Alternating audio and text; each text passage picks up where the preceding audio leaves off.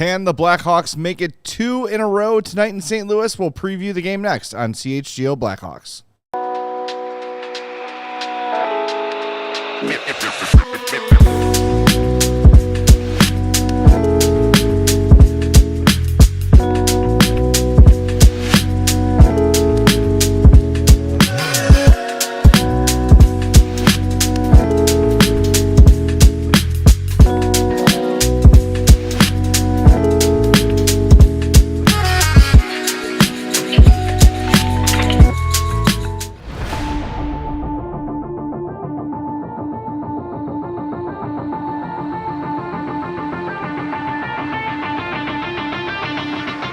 Hello, welcome into the CHGO Blackhawks Pregame Show presented by Bet365. We're so proud to be partnered with our friends at Bet365, and you know what to do. You download the app, you use our code CHGO365 when you sign up. Whatever the moment, it's never ordinary at Bet365. Thanks for being with us. I'm Jay Zawoski. That's Mario Tirabassi. Hello. That's Sarah Fichter over there. Hi. Producing the show. She's been here since 5 p.m., doing socks, getting ready for pregame, watching horror movies. We are ready to go. And let's start the show. Mario, you've got your Nick Foligno hat on. If you've been kind of out and about today and you missed the news, Nick Foligno will be on a leave of absence here with the Blackhawks for a little while as his daughter, 12-year-old, is dealing with the heart issue she was born with and having a procedure done. So our thoughts are with the Foligno family.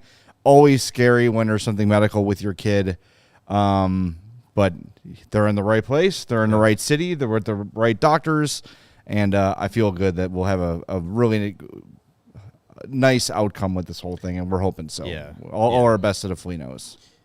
Yeah, I mean, something that, you always got to put your family first in those situations, and hopefully it is a routine thing, something that they was kind of expected to happen and not a surprise. But again, all the best to Nick and his daughter and the family and everything. Hopefully it's all good and he rejoins the team when the time is right. Yeah, if you want to get information, by the way, on Nick's charity that he started with his daughter in mind, go to heartsplaybook.com. You can get all the info there. Feel free to send a little donation. How about we put a couple $17 donations in the name of CHGO Sports from our audience? Sure. Let's try to do that. If you feel like donating something, $17 for Nick Foligno's jersey number. If half the people watching us do that, it's a nice donation to heartsplaybook.com. So do that if you are so inclined. I'm going to throw one in later today. I'm sure Mario's going to throw one in too. So let's do it. Let's get some money towards the Folignos and let them know we are supporting them. All right. That aside, and again, all the best to the Folignos. We are Hawks in St. Louis, 8:52 puck drop in St. Louis because they are the second game. 8:52 St. Louis time. Also Chicago time, yes. That was the joke you said yesterday. That's what he said. Yeah. I hope people caught I thought that. that was clever. I am clever sometimes. Sometimes. Yeah. Sometimes. So that's why we have the late pregame. But look, this is an opportunity for 2 in a row. Arvid Soderblom's going to get the start and goal, which, I feel 5 games in, there's no such thing as a must win, but you really want to ride these vibes that you have. Things feel pretty good. You've gotten off to a decent start, getting the win against Utah in a game you probably didn't deserve to win. It'd be nice to get one here in St. Louis. But the way Soderblom has played in the preseason and in his one start this year, I don't think there's a huge drop-off at this point, hopefully. I'm not afraid of Arvid Soderblom starting a game so far this season. I don't think there's any reason to worry about it. I think he's proved last season that he can be a guy that you could put out and be put into a starting position and actually give your team a chance to win. He did the same thing in his first start this season. He did not. It wasn't like a 2 years ago Arvid Soderblom start where you were like pencil in 4 goals. This team has no chance. I think he's last season turned it around from there. Hopefully that continues as the season goes on. But so far I'm not worried about it. We've talked about Spencer Knight wanting to be the starter, wanting to be a 60-game starter in the NHL. Like, that's all well and good. Doesn't mean he's going to do that this season. Could, as the season goes on. Yeah. Could play his way into that, but I don't think you need to be pounding the table to say Spencer Knight needs to start 7 games in a row and, anything like that. Like, ease into it. It's a long season. Yeah. You don't want to throw a guy into that situation, especially this being his first year being the quote-unquote starter. You don't need to throw him into that if you don't feel like he needs to right now. And I think this team trusts Arvid to give them a good start. All right, well, here's the lineup today. Again, they're doing the 11 forwards and 7 defensemen thing. Bedard with Doc and Burakovsky, Nazar with Teravainen and Bertuzzi, Dickinson with Donato and Mikheyev. Your 2 extra forwards are Reichel and Green.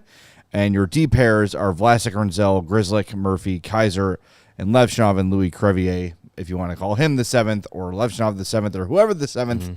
Those are your 7. So it'll be interesting to see. Last game, a nice even distribution of minutes from all the defensemen. You didn't see anyone super taxed. And maybe that'll be the case tonight if it's not a big journey to the penalty box like it was against Montreal. Yeah, hopefully not. Yeah, I mean, with Foligno out, Reichel gets back into the lineup, which is good for him. His one game that he played was the game against Montreal, 10 penalty kills. He wasn't able to get a ton of ice time out there, so good to get him back in there. Hopefully it's a normal game so he can get enough looks that Jeff Blashill can give him a fair assessment. As he said after that game, not enough time to get a fair assessment of it. So good for Reichel. I'm going to be interested to see how that plays out with the 11 forwards, because as Jeff Blashill has explained, he talked about it yesterday, trying to play some matchup games and get Connor Bedard out there with different line combinations and maybe get him away from St. Louis's shutdown matchups. And, with the 7 defensemen, it evens things out on the right side with those guys, with Crevier, who's stepped in and played pretty well in his 3 games so far this year. He's made an impression on Jeff Blashill. You trust Connor Murphy as the veteran guy, and then Renzel and Levshunov. You're still trying to figure out what they can give you night in and night out at the NHL level. They're your power play guys. You don't want to overtax them, at least early on, so you kind of evenly evenly distribute that right side of the defense. And then the left side, talked about Wyatt Kaiser. He's had off to a great start this season defensively. Matt Grzelcyk, as a veteran, I think you try not, you probably don't worry about him all that much. And Alex Vlasic, I think you trust what you're going to get out of him as well. So I think defensively we'll see that Crevier Levshunov rotation with Kaiser at 5-on-5, and then special teams, it balances out. Why don't we hear from the Blackhawks head coach, Jeff Blashill, right now. We spoke after the morning skate today, a riveting 14-minute morning skate ahead of Hawks and Blues. Here's what a very exhausted Jeff Blashill had to say, out of breath after that warm-up. Random theory I had is that with your defensive system being a little bit more aggressive and getting guys out and killing plays, that puts more pressure on the goalies to kind of read and react to rebounds because there's not a ton of guys around them to clear it. Do you feel like that's the case? I would just say it's different than if you constantly have 2D at home, you might be in better position. I think when you get good at the system that we're playing, you beat your guys back to the net. But I think probably you might have bigger breakdowns. So you might end up with like an opportunity for the goalie where he needs to make a huge save, whether it's on a rebound or kind of a breakdown. So I think theoretically you want to spend as little time in your end as possible, and that's the reason for the pressure. But with pressure, sometimes you're going to break down, and the goalie's going to have to make a big save. Spencer in particular seems very good at that, at reacting to rebounds and everything. Is it almost taking advantage of that being a skill of his? Which of who? Spencer. Oh, Spencer. Yeah. Spencer's got great athleticism, and I think he definitely has the ability to make those big saves on those kind of rebound situations / breakdowns. And so I think a pressure type system does fit him well, and Because the reverse is kind of you're in, and there's a lot of traffic type situations and stuff like that. And every goalie probably struggles with traffic, especially really small ones like Panger. So that's why ultimately we do think we're kind of taking advantage of their strengths. And then on a different note, how do you feel like the communication, especially between the players and the bench, has been this year? Good, actually. It's something that I guess from my own kind of approach is I think I coach the team, and the players are there to lift each other up and kind of help each other as much as they can and talk through situations. And I think our bench has been really good so far. And I think we fought through frustration when we've needed to. Certainly the Montreal night, although it was self-inflicted, we fought through that frustration pretty well. I thought our bench stayed pretty steady, and a good. I think good for our guys for that. With Foligno being missing, how will you miss his presence? Well, first, he's a good player, and so it's a good player that's not in the lineup. So that's one. He can win faceoffs. He's accountable, but he's also, he obviously made a great play in the power play goal the other night. He brings a lot to the table. And two, just his leadership presence. He's definitely a great elite leader. So when you don't, he's an extension of the coaching staff, and so now I think we have other guys in the room that can help pick it up. It's as if he was injured, you just next man up has to do a job, and next man up also means the next leadership man up. And I think certainly with Murph and Dickey, we'll be in good hands tonight that way too. And then with that leadership, coming off getting some positive momentum with the win against Utah, just how important is it for them to make sure the team's prepared for the potentially hostile environment here with rivalry, national TV, and a little funky with a late start? Yeah, I think we understand. Certainly, all our players do, and I do. How difficult this building is to play in. It's one of the great buildings in the league. I think it's a real home ice advantage, and so I think momentum is a big deal at that point, and handling the momentum swings in a game is going to be real important. And last game we got scored on in the third period, and we went right back down and had an unbelievable shift where we hemmed them in their end, and that helps turn momentum. And that kind of thing is even more important on the road. So that'll be a big piece of it for sure. We understand, we won a hockey game, just like when we lost the previous game, we got to come out the next night and find a way to win, and it's the same thing here tonight. That is Jeff Blashill and Ben Pope, courtesy of the Chicago Blackhawks. I love when Ben's working on a story, he gets really granular with his questions, and we've gotten to the point now where we've been on the beat so long that we're like, okay, Ben's working on something, so we'll leave this one out of our our post practice shows. It's also nice when you're the only person that goes on a one game road trip.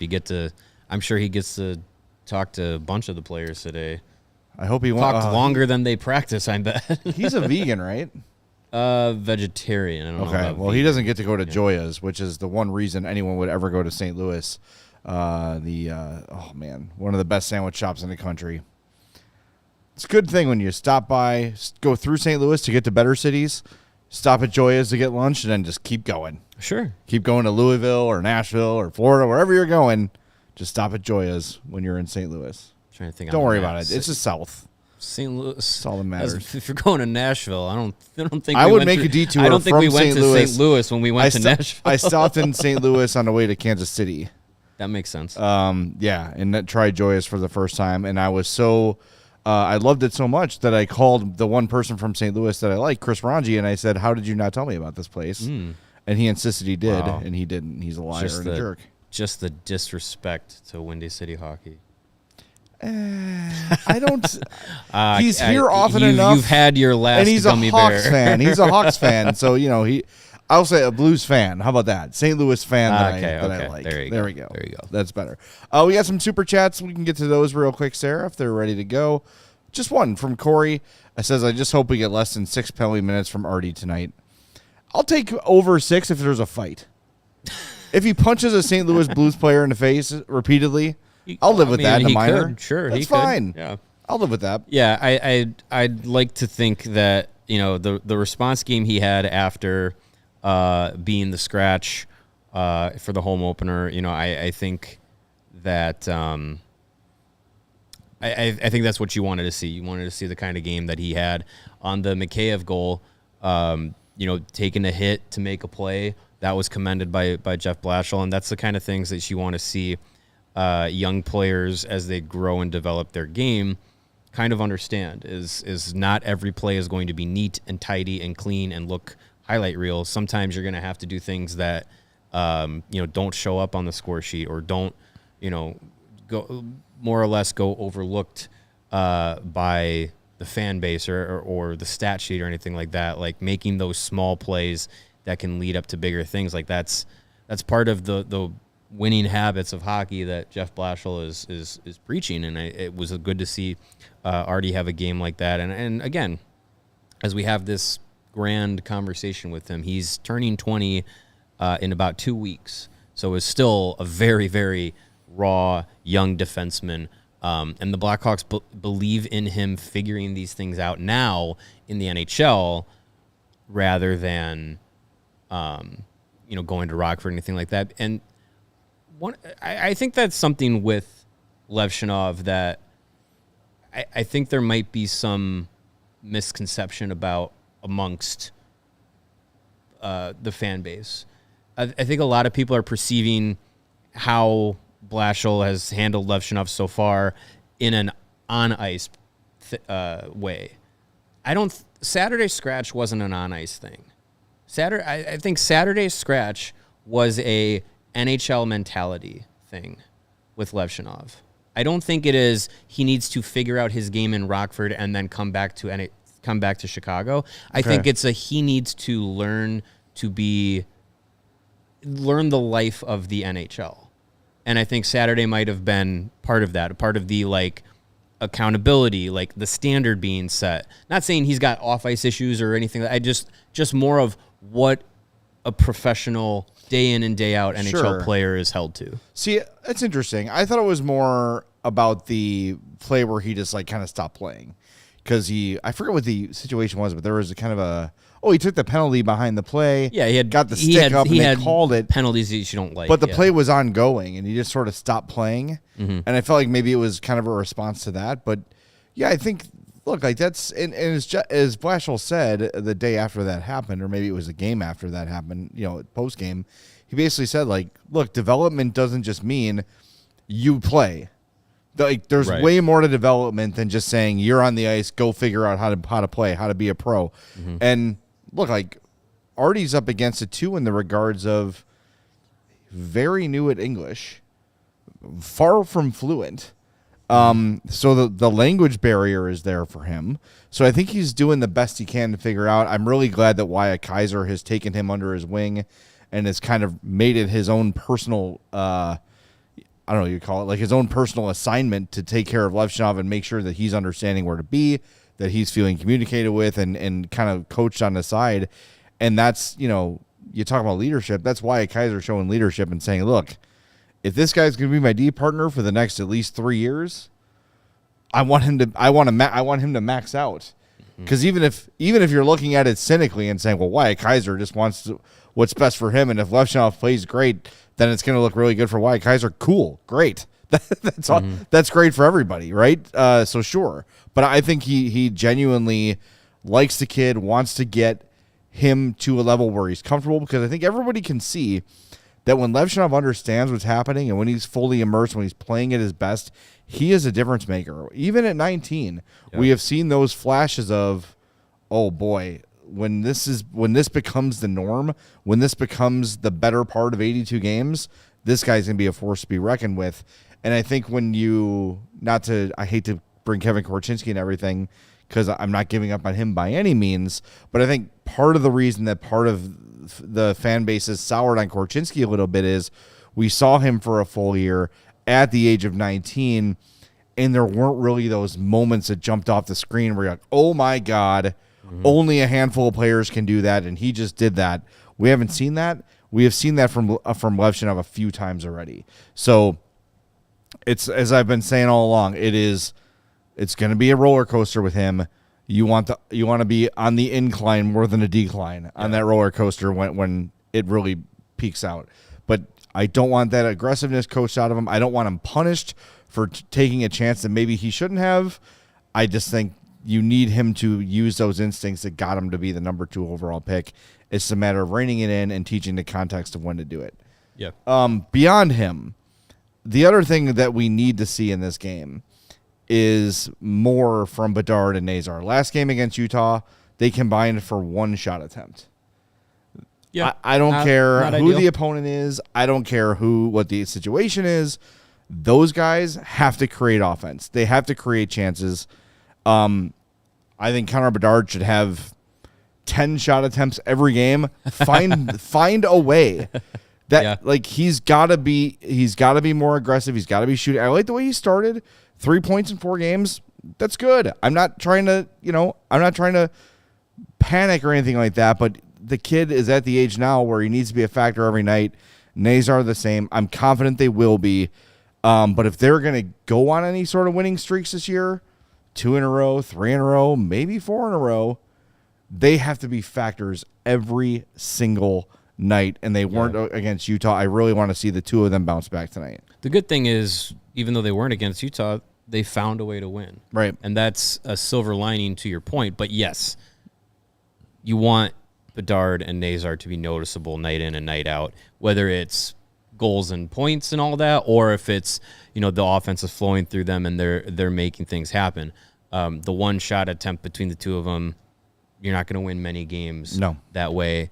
You can't always rely on Andrei Burakovsky having a big night or your second power play unit outplaying your first. Like that's not a recipe for success. The way they played in that game, though, was an example of like how you can go into a game that's not pretty, that's not, your stars don't have it that night, but you can still get out with a win. I would like to see tonight be a game that is a little bit more fun to watch.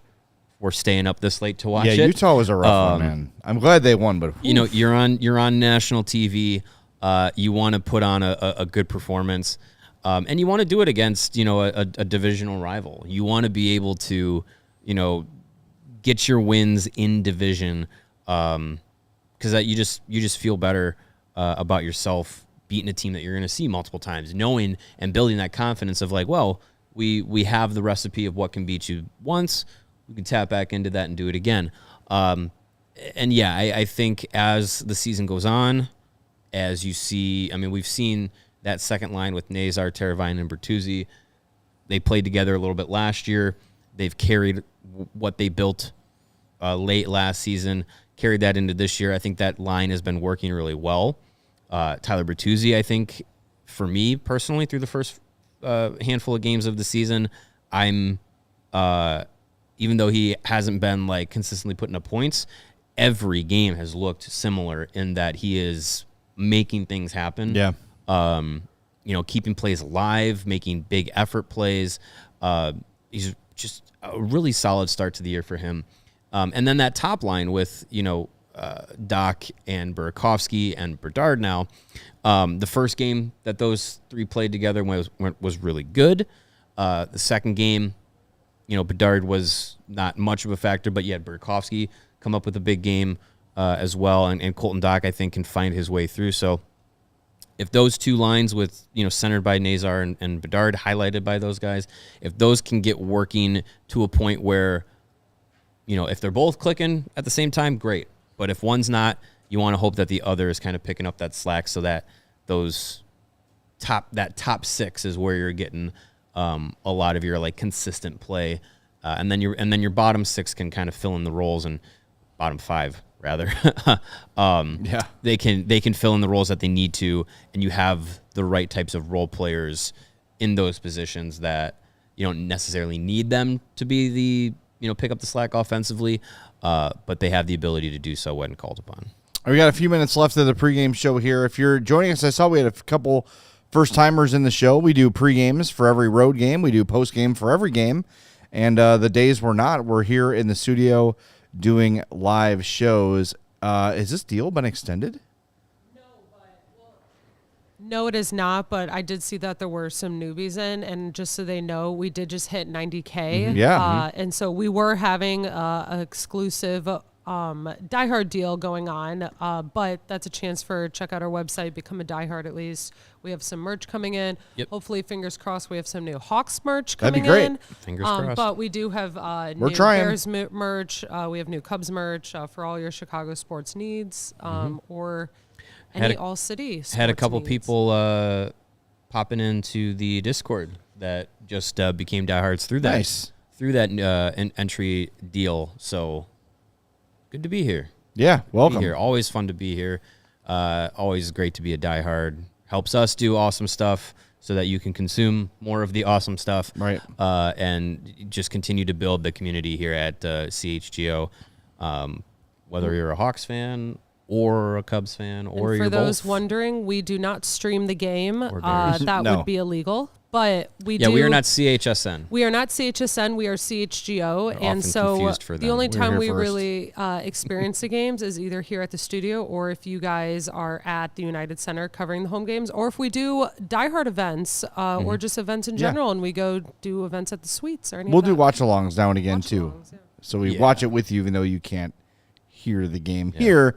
You can react along with us. So, yeah, check it out. allchgo.com is the website. And while you're here, you might as well hit that like button and subscribe to our YouTube page as well. We would love that. And here's Moon Theme says, I'm new diehard. Joined a couple days ago. We appreciate that big time. Thank you very much, Moon Theme. Sarah, if I send you something in Slack, how can you get it up before the pregame's over? Yeah. Okay. Let's do it. Challenge we accepted have- by Sarah. I've had harder tasks. Okay. We've All right. got some breaking NHL news. I know this is the pregame for the Blackhawks and Blues game, but we have some breaking NHL news that I think we need to All right. discuss. Should I before wait? we're- Should I we're try to outta get here. something else, or what should we do? Well, we can vamp. Oh, This okay. this is I see it now. news regarding the team that the Blackhawks just beat on Monday night. The Utah Mammoth now have a mascot. Welcome, Tusky the Mammoth. No. No. Tusky? Yeah, Tusky. He's just a You little know, Tusky. I liked their colors. I liked their logo. I don't like this though. This is... This is scary. that's a man myth. This doesn't even look like the That's a logo. person wearing a I mammoth don't- head. I mean, we can't do better than Tusky. Tusky the Mammoth. What's wrong with Tusky? I have several thoughts about what's wrong with Tusky. It's tusks up. You know? Okay. No. It's all about tusks now that they're the mammoth. I'm good on Tusky. What about you? What's Isn't wrong he with Isn't him? he the Hurricanes GM, by What's the wrong way? with Eric them? Tusky? Tulski. Oh, Tulski. I'm sorry. I just Close. think, I like Tusks I don't up. know. Can you pull him up again, Sarah? Did we miss it? Is it too late? It's all right. Don't worry about it. He's not. How about the one? Yeah. Here's the there's deal. a good one. I Look think at him. He's unfrozen from the ice age. It's Tusky. He's unfrozen caveman lawyer. They should have had him instead. I just think that he's a little bit looks a little thrown together, is what I'll say. Like, hey, run to Spirit Halloween and grab an elephant costume, and we'll throw some tusks on it and call him Tusky. I don't know. He's got his own Twitter account. I like the logo. See, the logo's cute. Yeah, well, that's He what doesn't look like they'll that, put though. that on hats and give it to fans. Well, the Tommy Hawk's got a kids version logo that they put on little kids stuff. So Tusky's got I will say my first impressions of Gritty were not positive, and Gritty has won my heart. I'm hoping that I don't know if Tusky is. I'm hoping able to Tusky pull can do off it. Some Gritty, And because Jacob Gritty is would- literally just an orange hair person, and that's a mammoth. Like, Yeah. I think Gritty can get away with things because they're kind of ambiguous. Well, and Jacob with a good callback says not as bad as Bed Check Charlie, who was the Lewis University mascot that has been discontinued. But they've got a new mascot at Lewis. We won't find a picture. Isn't it? Well, terrible. It's like a said bird. You said it was like a hawk aviator or something like that. Yeah, Bed Check Charlie's the old one. Bad check. It used to be my friend. Oh my goodness. My friend Jill was in Bed Check Charlie. The new one's know. name is Fitz. Fits. But it's after the first dorm at Lewis University, Fitzpatrick Hall, which was the home of the radio station when I was there because I'm old. So they named that makes sense. What was it? What was the dorm named after? I think it was the first school president, I believe. So wouldn't you say the mascot is named after the president? Yeah, Okay. Fitz. Yeah. Well, yeah, I guess so. Okay. I guess so. I got you. But that was Fitz was like what everybody called the dorm where they lived there. Right. So I think that's Gotcha. to mention. Anyway, no one cares about any of this. Tusky. So welcome to the NHL Tusky, I guess. If you're What do you think- entertaining what do like you Gritty, think Tusky's hook is going to be. Gritty is also a supreme athlete. He has done things like on social media videos that I cannot believe he actually pulled off in a full mascot costume. It's impressive. Yeah. He is an impressive mascot. We So also know that Tommy Hawk is not one to back down from a fight, so he's don't not- mess with Tommy Hawk. They are not. I don't know if Tommy Hawk is I would imagine, Tommy a man bird. Well, I don't know. yeah. I know Tommy Southpaw, usually a female inside. Oh, there you go. You never know. All right, well, this has been riveting stuff. I'm glad I think everyone's really glad they hung out with us for that conversation. But guess what? The puck's going to drop Where in 2 else minutes. will you get Tusky breakdowns? There you go. Grab your late night coffee. Stay up with us. We'll be on as soon as the game ends. So be with us here on the post-game show. Hit that like button on your way out if you've not done it yet. We'll talk to you as soon as Hawks and Blues wrap up right here on the CHGO Blackhawks post-game show presented by Bet365. We all silly like the mayor.